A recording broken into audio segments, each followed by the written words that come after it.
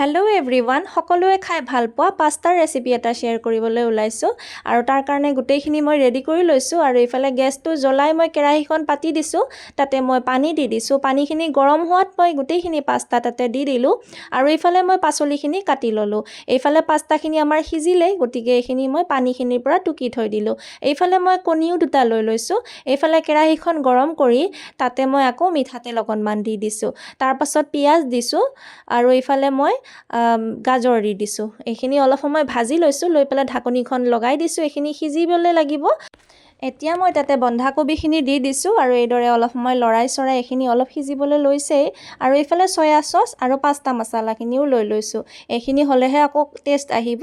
তাৰপাছত এইখিনি পাচলিখিনি সিজিবলৈ ধৰিলে আৰু এইফালে মই পাস্তাখিনি গোটেইখিনি তাতে দি দিছোঁ। এইদৰে লৰাই চৰাই লৈ পেলাই মই তাতে চয়া চচ দিছোঁ। চয়া চচ দিলেহে খাবলৈ ভাল হ'ব। আপোনালোকে টমেট' চচ, চিলি চচ এইবোৰো দিব পাৰে। আমাৰ ইহঁতে খাই বেয়া পায়, সেইকাৰণে মই দিয়া নাই। আৰু এইফালে মই কৰ্ণফ্ল'ৰ অকণমান লৈছোঁ। এইখিনি অপশ্যনেল হয়, আপোনালোকে নল'লেও কথা নাই।